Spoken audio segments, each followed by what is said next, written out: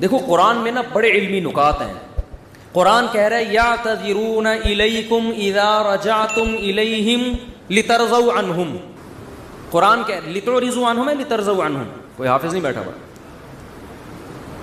لترضوا عنہم فإن ترضوا عنہم فإن اللہ لا یرضى عن القوم الفاسقین. اے نبی جب آپ غزوہ تبوک سے واپس پہنچیں گے تو یہ جھوٹی قسمیں اٹھائیں گے تاکہ آپ ان سے راضی ہو جائیں, خوش ہو جائیں.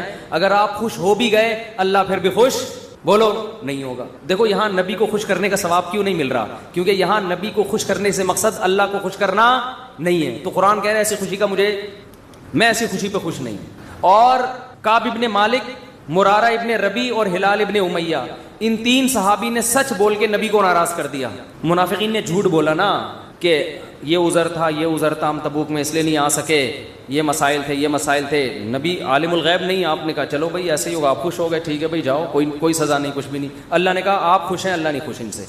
دوسری طرف منافقین جو مخلص صحابہ تھے تین, کعب ابن مالک, مرارہ ابن ربی, ہلال ابن امیہ, یہ تین صحابی نے سچ بولا. یا رسول اللہ کوئی عذر نہیں تھا, بس ہم سستی کی وجہ سے پیچھے رہے, کوئی عذر نہیں تھا, جانا چاہیے تھا, ہم پہ فرض تھا, لیکن باغ پک چکے تھے, سب کچھ تیار تھا, پھر بھی نہیں گئے, کوئی عذر نہیں ہے. سچ بولا نا, نبی غضبناک ہو گئے.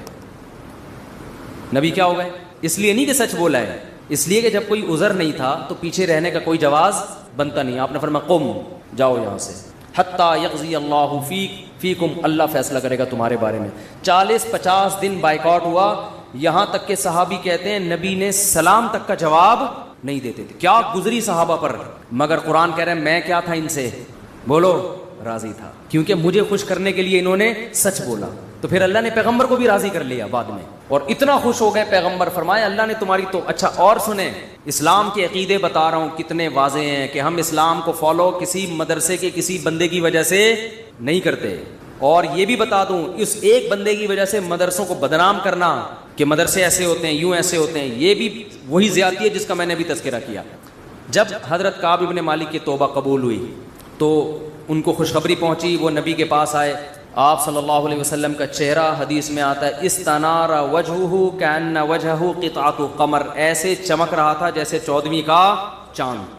آپ نے کیا فرمایا, ابشر بخیر یوم مر علیک منذ ولدتک امک, اے کعب اس دن کی خوشخبری قبول کرو کہ جس دن سے تمہاری ماں نے تمہیں جنا ہے, آج تک ایسا خوشی کا دن تمہاری زندگی میں نہیں آیا, اس دن کی مبارکباد ہو تمہیں. حضرت کعب مالک نے کیا کہا, امن کا ام من عند اللہ, یہ خوشخبری آپ کی طرف سے یا اللہ کی طرف سے؟ نہیں آ رہی بات. اس فکر میں لگے ہوئے ہیں کہ اللہ راضی ہے کہ نہیں ہے. دیکھو نبی کے راضی ہونے کا تو یقین ہو گیا نا, یہ نہیں سمجھ میں آئے گا, تو آسان کیس نہیں ہے, بہت مشکل کیس ہے. ارے جب نبی کا چہرہ 14ویں رات کی طرح چمکتا ہوا دیکھ لیا, نبی مبارکباد بھی دے رہے ہیں کہ خوشخبری ہو اور سب معاف, بس اب میں راضی, اب میں خوش, تو کعب ابن مالک کو فکر کیا لگی ہوئی ہے, نہ یا رسول اللہ ذرا کلیئر کریں بات, صاف بتائیں یہ خوشخبری اللہ کی طرف سے ہے یا یعنی اللہ بھی راضی ہوا ہے کہ نہیں ہوا؟ فرمایا لا بل من عند اللہ, نہ میری طرف سے نہیں, کس کی طرف سے؟ اللہ. میں بھی اس لیے خوش ہوں کہ اللہ خوش ہے, اللہ نے معاف کر دیا ہے, اس لیے میں بھی خوش ہوں. پھر کعب ابن مالک خوش ہوئے ہیں. تو بھائی اسلام میں اصل کون ہے؟ اللہ. تبھی علماء کہتے ہیں کسی سے تنہائیوں میں گناہ ہوا ہو بالفرض, اللہ نہ کرے, اور اس نے توبہ کر لی, پھر لوگوں کو پتہ چل گیا, لوگ تانے دے رہے بے تو ویسا تھا, ان تانوں کی پرواہ بولو مت, بولے نہ تمہارا جرم کیا اور نہ ہمیں تم سے معافی مانگنے کی ضرورت, جس سے کیا ہے وہ جانتا ہے. لوگوں کو لیے لفٹ کرایا کرو زیادہ, کیونکہ لوگ اس چیز کو مسلط کر لیتے ہیں. ہمارے حضرت کے پاس ایک بندے کا فون آیا لندن سے, کہتا ہے یار میں نے گناہ کیا تھا, پکڑا گیا, کہہ رہے اب میں نے توبہ کر لی, رو کے گڑ گڑا کے اتنی معافیاں مانگی کہ اللہ نے بھی دل میں سکون ڈال دیا کہ میں نے تجھے معاف کر دیا, کہ لیکن پبلک معاف کرنے کے لیے تیار نہیں ہے. پبلک جب بھی گزر کرے ہے نا وہی, تو پبلک کا دل تو چھوٹا ہوتا ہے نا, پبلک کا دل کیا ہوتا ہے چھوٹا. تو ایسی صورت میں پبلک کو زیادہ لفٹ نہیں کرائے, بولے جاؤ تمہاری ایسی کی تیسی, ہم جانے اللہ جانے تو کون ہوتا ہے بھائی میرے کو. اور قرآن کے الفاظ دیکھو یار, وَمَن يَعْمَلْ سُوءًا أَوْ يَظْلِمْ نَفْسَهُ ثُمَّ يَسْتَغْفِرِ اللَّهَ يَجِدِ اللَّهَ غَفُورًا رَحِيمًا. ایسے وجد والی آیتیں ہیں. فرمایا جو بھی گناہ کرے گا, اپنی جان پہ ظلم کرے گا, ظلم ہو گیا, گناہ ہو گیا, شیطان نے بہکا دیا اس کو, غلط ہو گیا اس سے. حقوق العباد سے اس کا تعلق نہیں ہے, کیونکہ حقوق العباد میں پھر اس بندے سے بھی معافی مانگنا ضروری. کچھ جرائم ایسے ہیں جو اللہ اور بندے کے آپس کے معاملات. فرمایا پھر اس کو خیال ہوا کہ بھائی خدا تو انتقام لے گا، اور ویسے بھی غیرت کے خلاف ہے، جس نے اتنے احسانات کیے اس کو ناراض کرنا۔ قرآن کہہ رہا ہے ثم یستغفر اللہ، پھر وہ اللہ سے کیا کرتا ہے؟ معافی۔ کیا عجیب الفاظ ہیں، اللہ نے یہ نہیں فرمایا غفارہ اللہ، اللہ اسے معاف کر دے گا، نہ نہ نہ، یہ انداز نہیں ہے، یہ اللہ اس سے انتقام نہیں لے گا۔ فرمایا یجد اللہ غفور الرحیم، وہ اللہ کو پائے گا، وہ دیکھے گا کہ اللہ غفور بھی ہے اور رحیم بھی، وہ دیکھے گا اپنی آنکھوں سے۔ یہ ایسے ہے جیسے ہم کسی کو دعوت دیں کہ آپ ہماری دعوت پہ آؤ، آپ پوچھتے ہیں کیا کیا ملے گا، ایک طریقہ ہوتا ہے آپ بتائیں بھائی بریانی کا انتظام بھی ہے، کباب بھی ہیں، اور اللہ بھلا کرے چکن کا بھی انتظام ہے، اور کڑھائی بھی ہے، 2-4 چیزیں اور بتا دی آپ نے، تو ذہن میں رکھ کر آئے گا ٹھیک ہے بھائی یہ چیزیں ہوں گی۔ ایک اسٹائل یہ ہوتا ہے، وہ کہ بھائی کیا ملے گا، تو آپ اس کو بتائیں جب تم آؤ گے نا تو میری دعوت میں پہنچنے کے بعد تمہیں محسوس ہوگا کہ وسیم بھائی چھوٹے موٹے سیٹ نہیں ہیں وسیم بھائی نے دعوت کی، یہ جی تم پالو گے، یہ چیز محسوس کرو گے کہ وسیم بھائی طبیعت کے تنگ، ایسا دسترخوان ہوگا، چھوڑو بریانی کباب، چھوٹی وہ غریبوں والی باتیں ہیں کیا بریانی، مسالے والی بریانی، اور مفتی صاحب کے بیان سنتے رہتے الٹے الٹے، مسالے والی بریانی، چپلی کباب، کوئٹہ کی چائے، ابے بھائی چھوڑو یہ باتیں، یہ تو کہیں کھانچے وانچے میں پڑی ہوئی ہوگی ٹھیک ہے نا۔ یجد تم پاؤ گے، مجھے محسوس کرو گے کہ یہ چھوٹا موٹا سیٹ نہیں ہے، دسترخوان دیکھ کے اندازہ ہو جائے گا بھائی کوئی بہت بڑا آدمی ہے۔ قرآن کیا کہتا ہے؟ جو گناہ کرے گا اور توبہ کرے گا یجد اللہ غفور الرحیم، اللہ یہ نہیں فرما رہے کہ اس کو معاف کروں گا، اللہ فرماتے ہیں جیسے کوئی بندہ دعوت پر آئے تو آپ کہو بھائی تم پاؤ گے کہ میں چھوٹا موٹا سیٹ نہیں ہوں۔ ہاں میں اس پہ واقعہ سنا رہا تھا کہ حضرت مولانا طارق جمیل صاحب ایک دفعہ کویت کے شہزادوں نے ان کی دعوت کی، تو اب وہ کیا تصور دماغ میں لے کے گئے ہوں گے، فرماتے ہیں میں حیران ہو گیا، اونٹ کے بچے صحیح پورے روسٹ نہیں آئی سمجھ میں۔ آپ کو پتہ ہے اونٹ کے بچہ کسے کہتے ہیں؟ اونٹنی کے جو بچے ہوتے ہیں نا وہ ذبح کر کے کھال اتار کے کنووں میں پورے روسٹ چاول بھر کے دسترخوان پر رکھے۔ بکرے روسٹ تو سنے ہوں گے، اونٹ روسٹ نہیں سنے ہوں گے۔ اب یہ جو شہزادے ہیں ان کے لیے یہ کوئی اتنی بڑی چیز نہیں ہے، ان کی یہ بریانی ہے ٹھیک ہے نا، ان کی یہ کیا ہے۔ اب ان سے اگر مولانا طارق جمیل صاحب پوچھیں شہزادوں سے جی آپ کی دعوت ہے کیا کیا ملے گا، تو ان کو غصہ آئے گا نا، نہیں یار یہ سمجھ میں یار، وہ بھائی ان کو غصہ آئے گا نا کہ یار ہم کویت کے شہزادے ہیں، ہماری کرنسی دیکھو، اور ہم یہاں کا تو غریب آدمی اتنا پرتکلف کھانا کھاتا ہے، اور تم شہزادوں سے پوچھ رہے ہو کھانے میں، آپ کو غم ہو رہا ہے کہ پتہ نہیں بریانی ملے گی کہ نہیں ملے گی، پتہ نہیں روٹی ہوگی کہ نہیں ہوگی۔ تو اگر وہ ان سے پوچھتے تو وہ جواب میں یہ تھوڑی کہتے کہ یہ بھی ہے یہ بھی ہے، وہ کہتے بھائی آ جاؤ پتہ چلے گا شہزادوں نے دعوت کی ہے، آ جاؤ گے تو پتہ کیا چلے گا، پتہ چل جائے گا کہ شہزادہ بھی کوئی نائجیریا کا نہیں ہے، کہاں کا؟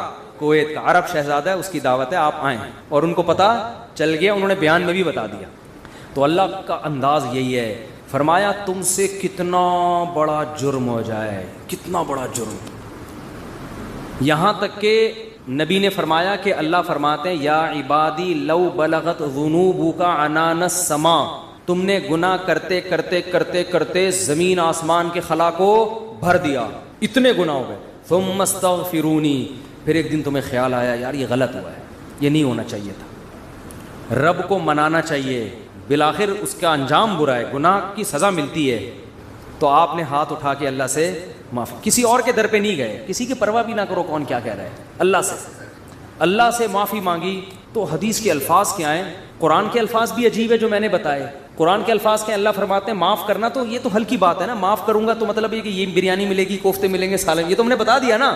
اللہ فرماتے ہیں توبہ کر کے دیکھ تو اللہ کو غفور اور رحیم پائے، غافر نہیں، راحم نہیں، غفور مبالغہ ہے، تو اللہ کو محسوس کرے گا کہ تیرا رب چھوٹا موٹا معاف کرنے والا نہیں ہے، رحیم کا مطلب بہت رحم کرنے والا ہے، اور اللہ یہ تجھے دکھائے گا کا مطلب کیا ہے، تیرے دل میں سکون پیدا ہو جائے گا کہ میرے رب نے مجھے معاف کر دیا۔ یہ توبہ کا پہلا انعام ملتا ہے دنیا میں، معاف بھی کرے گا اور اطمینان بھی دلا دے گا، معاف کر دیا۔ تعلق، وہ اطمینان کی علامت کیا ہے، اللہ سے جو تعلق ٹوٹا ہوا تھا وہ آپ کو جڑا ہوا محسوس ہوگا، گناہ کی وجہ سے جو دل میں کالک آ گئی تھی وہ کالک آپ کو ختم ہوتی ہوئی نظر آئے گی۔ یہاں تک علماء کہتے ہیں کہ بعض لوگ گناہ کر کے ایسی توبہ کرتے ہیں کہ گناہ سے پہلے جو اللہ کا ان سے تعلق تھا نا گناہ کے بعد جب توبہ کی تو اس سے زیادہ اچھا تعلق پیدا ہو جاتا ہے ان کا، پہلے سے بھی زیادہ اچھا اللہ کی محبت پیدا ہو جاتی ہے. یہ تو قرآن میں، حدیث میں کیا آتا ہے کہ اگر زمین اور آسمان کے خلا کو تم نے گناہ کر کر کے پر کر دیا، ثم استغفرونی، پھر مجھ سے مغفرت طلب کرو، لغفرت، معاف کروں گا. اتنا کافی تھا نا یہ جملہ؟ یار نہیں آ رہی سمجھ میں. دیکھو اللہ یہ کہہ دیتے کہ زمین اور آسمان کے خلا کو پر کر دیا، مجھے ناراض کیا ہے نا، پبلک کے پاس جانے کی ضرورت نہیں. عیسائیوں میں پادریوں کے پاس جا کے معاف کرواتے ہیں، اتنے پیسے لے لو معاف کر دو. اللہ کہتے ہیں پادری کا کیا بگاڑا ہے تم نے؟ ناراض مجھے کیا ہے، نماز چھوڑی ہے مجھے ناراض کیا، زنا کیا مجھے ناراض کیا، انٹرنیٹ پر فحش فلمیں دیکھی مجھے ناراض کیا، یہ جو ہو رہے ہیں گناہ آج کل، کچھ بھی کیا مجھے ناراض کیا نا، تو آؤ میرے سامنے گڑ گڑاؤ. تو اللہ کیا کہتے ہیں، زمین اور آسمان کے خلا کو پر کر دیا، پھر مجھ سے معافی مانگو گے معاف کروں گا. کافی ہے نا، بس کر دیا معاف. آگے اللہ ایک اور جملہ بناتے ہیں، لا ابالی، کسی کی پرواہ. بولو اردو میں لفظ سمجھتے ہو تو بڑا لا ابالی قسم کا آدمی ہے. سنا یہ لفظ؟ ہاں بولنے میں کچھ ٹیکس لگتا ہے. لا ابالی کہتے ہیں نا، یہ عربی کے لفظ سے آیا لا ابالی. لا کا مطلب نہیں، ابالی کا مطلب پرواہ نہیں کرتا میں کسی کی. جیسے جو آدمی کسی کی پرواہ نہیں کریں گے بڑا لا ابالی سا آدمی ہے. تو اللہ کیا کہتے ہیں، لا ابالی، معاف کروں گا کسی کی پرواہ نہیں. کیا مطلب؟ یہ جملہ لگانے کی کیا ضرورت تھی؟ جملہ اس لیے لگایا جا رہا ہے کہ بہت سے نیک لوگوں کو اعتراض ہو سکتا ہے، اے اللہ اتنے سارے گناہ سیکنڈوں میں معاف. یہ بات ہماری کھوپڑی میں بولو نہیں، کچھ تو تھوڑی سی ہوتی. جیسے ایک بیٹا نافرمان ہو، 20 سال باپ کو ستاتا رہے، اب باپ کو زندگی بھر ستایا اس کو، باپ نے کہا ایسی کی تیسی ہے، ابھی دیکھتا ہوں میں جائیداد سے آپ کر دوں گا، میں یہ کر دوں گا. باپ بوڑھا ہو گیا، مرنے لگا ہے بھائی، اب جائیداد کی تقسیم کا وقت آ رہا ہے، اور اب یہ گیا، اس کو پتہ ہے کہ اب تو سارا معاملہ خراب، زندگی بھر ستاتا رہا. آخر میں آ کے ابا سے کہتے ہیں، ابا I am very very sorry. ابا کہتے ہیں چل جا معاف کیا. دوسرے بیٹوں کو آئے گا نا غصہ، ہے بھائی ابا یہ کیا، یہ تو آپ کے رحم دل ہونے سے ناجائز فائدہ اٹھا رہا ہے بھائی، ابھی آپ کے جانے کا وقت ہے اور یہ آگے سوری کر کے چلا گیا. تو ابا اگر ابا ہوں گے تو آپ دوسرے بچوں کو کیا بولیں گے، باپ تم ہو یا میں ہوں؟ کیا خیال ہے، باپ تم ہو یا ٹھیک ہے تمہارا مشورہ ہے میں نے سوچ لیا. باپ بہرحال کون ہے، میں، میری مرضی، میری جائیداد ہے، میری میراث ہے، میں کسی کو بھی نہ دوں، میں صدقہ کر دوں، جاؤ. لیکن انسان کا اتنا ظرف ہوتا نہیں ہے. اب اللہ پر تو موت واقع نہیں ہوگی، لیکن انسان پر تو موت واقع ہوتی ہے، اور موت کے بعد رحمت کے چانسز ختم، توبہ کے دروازے بند.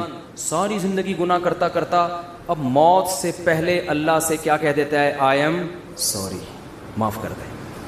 تو اللہ کہتے ہیں کہ میں معاف کر کے، آگے پہلے ہی بتا دیا کہ کسی کو اعتراض کرنے کا حق، اللہ کو پتہ ہے بہت سارے لوگ آئیں گے، یا اللہ یہ کیا ہے بھائی، یہ کیا اتنے سارے گناہ ہو رہے ہیں اور اس نے معافی اور 1 سیکنڈ میں معاف، یہ تو تیری حکمت کے خلاف ہے، یہ تو مصلحت کے خلاف ہے، یہ تو یوں ہے، یہ تو ناانصافی ہے. اللہ کہتے ہیں بولنے دو، مجھے پرواہ، بولو نا نہیں ہے. تم نے تھوڑی جہنم بنائی ہے، میں نے بنائی ہے. نافرمانی اس نے میری کی، معاف کرنے کی طاقت مجھے ہے، تو میں جس کو چاہوں معاف کروں. تمہیں کیا تکلیف ہو رہی ہے؟ تم اپنی بات کرو مجھ سے کہ تمہیں کسی جرم کے بغیر میں سزا تھوڑی دے رہا ہوں. یہ جو الفاظ ہیں نا، لا ابالی، یہ بڑے زبردست الفاظ ہیں. مجھے اس پر اکثر ایک چٹکلا یاد آتا ہے، وہ میں ہر بیان میں جب بھی اس حدیث کی تفسیر کرتا ہوں وہ سناتا ہوں کہ اس کی مثال کیسے ہے. اس کی مثال ایسے ہے، یہ جن لوگ پہلے سے بیان سن رہے ہیں انہیں یہ واقعہ سنا ہے، نئے لوگ بھی آ جاتے ہیں نا. پرانے والے اصل میں اعتراض کرتے ہیں، یار وہ گھسے پٹے قصے بار بار سنا کے نا تھک گئے ہم. تو بھائی آپ کے لیے گھسے پٹے، نئے لوگوں کے لیے کوئی مارکیٹ میں نیا آئے گا تو بتائیں گے ہم، اب آ ہی نہیں رہا. تو وہ ایک اونٹ، ایک بیل اور ایک دمبا، یہ بس واقعہ سنا کے بیان ختم کرتا ہوں، کچھ چند سوالات کے جواب دینے. اونٹ، بیل اور دمبا یہ کہیں جنگل میں سفر کے لیے نکلے، کھانا ختم، ایک گٹھری نظر آئی گھاس کی. اب تینوں میں پھڈا ہو گیا. اونٹ کہہ رہا ہے میں کھاؤں گا، بیل کہہ رہا ہے میں کھاؤں گا، دمبا کہہ رہا ہے میں کھاؤں گا. اونٹ نے کہا دیکھو میں تمہارا بزرگ ہوں، ہم تینوں ایک معیار بنا لیتے ہیں، جو اس معیار پہ پورا اترے گا وہ کھانا وہ کھائے گا. یہ پیشکش کس نے کی؟ اونٹ نے. اس نے کہا میں قبیلے کا بڑا ہوں، دیکھو تو اب میں جو سجیشن دوں گا اس پر عمل کرو. تو ہم تینوں میں سے جو اپنا سب سے پرانا ہونا ثابت کر دے گا کہ جو دنیا میں سب سے پہلے آیا ہے وہ اس گٹھری کا مستحق ہے. اونٹ کا خیال تھا میں ہی ہوں، بزرگ ہیں. لوگوں نے کہا چلو جی بزرگوں کا احترام اسلام میں ٹھیک ہے واجب ہے. دمبے نے کہا ٹھیک ہے بھائی میں اپنا ثابت کرتا ہوں میں بہت پرانا ہوں. انہوں نے کہا کتنا پرانا؟ انہوں نے کہا دیکھو ابراہیم علیہ السلام نے بچہ ذبح کیا, نہیں ہوا تو دمبا آ گیا. یہ روایت صحیح نہیں ہے لیکن چلو فرض کر لیتے ہیں دمبا آ گیا. اس کا مطلب میں 4000 سال سے ہوں. ابراہیم علیہ السلام کے دور میں بھی میں تھا. اونٹ چکرا گیا. اس نے بولا یہ تو پہلی گیند پہ ہی آؤٹ ہو رہا ہوں میں. تو بیل نے بولا کہ آدم علیہ السلام جب زمین پہ آئے تھے زمینداری کے لیے ٹریکٹر ایجاد نہیں ہوئے تھے, تو کچھ تو اگایا ہوگا نا. تو کھیتی باڑی کس سے کی تھی انہوں نے؟ بیل سے. اس کا مطلب میں کب سے ہوں؟ دمبا تو آؤٹ ہو گیا نا. اونٹ پریشان کہ کمبخت اس سے پہلے تو تاریخ لکھی نہیں گئی ہے, اس سے پہلے تو تاریخ لکھی, اور سجیشن بھی میری تھی. اونٹ ٹینشن میں آیا. اس نے کیا کیا, وہ گھاس کی گٹھری اٹھا کے اپنے کوہان پہ رکھی. تو دمبے نے بولا بھائی میں تو بہت پرانا ہوں. اس نے بولا مانتا ہوں. میں نے کب کہا؟ آپ بہت پرانے ہیں, میں آپ کے بعد آیا ہوں. بیل نے کہا میں تو اس سے بھی پرانا ہوں. اس نے کہا میں نے بولا کہ آپ پرانے نہیں ہیں. تو بھائی یہ پھر ہمیں دو. اس نے کہا دم ہے تو لے لو. اس نے کہا ہمت ہے تو اٹھا لو. اونٹ کے خوان سے کون اٹھائے گا؟ چلو دفعہ یہاں سے, تمہاری ایسی کی تیسی. سجیشن بھی خود ہی دی. بولا جس میں دم ہے لے لے بھائی. چلو اس کو کہتے ہیں لا ابالی. نہیں آئی بات سمجھ میں؟ اللہ ایسا نہیں کرتا کہ وہ اپنی تجویز کے خلاف چلے. یہ تو میں نے صرف واقعہ سمجھانے کے لیے کہ بھائی اللہ کے سامنے کون لڑ سکتا ہے, اللہ کے سامنے کون دلائل دے سکتا ہے کہ اللہ وہ اتنے سارے گناہ کیے تو 2 منٹ میں معاف کر رہا ہے. اللہ کہتے ہیں جس نے دلائل کے انبار لگانے ہیں نا پہلے لگا کے رکھے, کتابوں میں لکھے, پورے رسالے لکھ دے. میری نظر میں اس کی کوئی ویلیو نہیں ہے کیونکہ خدا میں ہوں تم نہیں ہو. نافرمانی میری کی ہے, تمہاری تمہیں کیوں تکلیف ہو رہی ہے؟ یغفر لمن یشاء ویعذب من یشاء. جس کو چاہوں گا معاف کروں گا, جس کو چاہوں گا عذاب دوں گا. یہ اللہ نے اپنے ہاتھ میں رکھا ہے تاکہ جب کوئی گناہ کرے تو گڑ گڑائے کس کے سامنے؟ اللہ کے سامنے. ہمیں پتا ہے کہ اللہ کے سوا معاف کرنے والا کوئی بھی نہیں ہے. معافی کا اختیار اللہ کے ہاتھ میں, سزا کا اختیار اللہ کے ہاتھ میں. تو میں اس لیے کرا رہا ہوں کہ مخلوق کو زیادہ لفٹ کرانے کی ضرورت نہیں ہے. لوگ مجھے کہتے ہیں ہم سے گناہ ہو گیا, فلاں نے کہا یوں ہے. میں کہتا ہوں بھائی تو بولے تو کون ہوتا ہے؟ تو میرا باپ ہے, تو میرا ماموں ہے, تو کیوں پوچھ رہا ہے؟ میں جانوں اللہ جانے, تیرا کیا مسئلہ ہے بھائی؟ اور یہ بات سے بات چل پڑی ہے. شادی کے بعد عورتوں میں یہ بہت بڑا مرض ہے, اپنے پرانے قصے, پرانی غلطیاں میاؤں کے سامنے ظاہر کر دیتی ہیں ان کو اعتماد میں لینے کے لیے. جتنے اللہ نہ کرے بعض خواتین کے ساتھ ہمیشہ نہیں ہوتا. ستار بھائی وسیم, ستار کو چھوڑو یار, نیک آدمی ہے. کوئی بھی چکر ان کے چلے ہوتے ہیں تو وہ اپنے شوہر کو اعتماد میں لینے کے لیے کہ میں آپ سے دیکھیے آج میں آپ سے اپنے دل کی کچھ باتیں شیئر کرنا چاہتی ہوں. دل کی کچھ باتیں شیئر کرنا چاہتی ہوں. کیا شیئر کرنا چاہتی ہیں جی؟ دیکھیے اب ہم دونوں ایک دوسرے کے شریک حیات ہیں. میں نہیں چاہتی کچھ آپ سے چھپا رہے. آپ سے پہلے میری ایک جگہ اور بھی شادی ہو چکی ہے, چھپ کے ہوا تھا نکاح, یہ ہو رہا ہے, پھر وہاں بھی ہوئی تھی, یہ بھی ہوا, پھر اس سے چکر چلا, لیکن میں نے توبہ کر لی تھی. اور تم اس کو کیوں بتا رہی ہو؟ تم تو چھوڑو, وہ انسان ہے بھائی, وہ اس کے دل میں بدگمانی ایک بال آ گیا, قیامت تک وہ بال نہیں نکلے گا. چھوڑو تمہارا ماضی کیا گزرا, اس کو بولو بھائی میں بہت نیک گھرانے میں پیدا ہوئی ہوں, بہت نیک ہوں, اسی طرح قبول ہو, ٹھیک ہے. نہیں تو میاں تفتیش کر رہے ہوتے ہیں گھس گھس کے, موبائل میں تفتیش کر رہے ہوتے ہیں گھس گھس کے.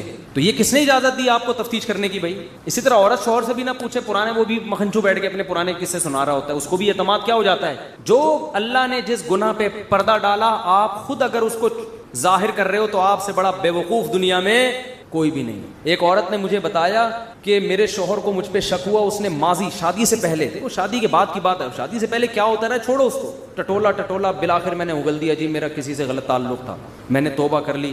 کہہ رہے جب بھی پھڈا ہوتا ہے کہتے تم ہو تو وہی نا. میں نے کہا غلطی آپ کی ہے, کیوں بتا رہی ہو بھائی؟ وہ 100 دفعہ بھی پوچھ رہے ہیں آپ کیوں بتا رہے ہو, کیوں بتا رہے ہو آپ اس کو؟ تو ہمارا تعلق کس سے ہونا چاہیے؟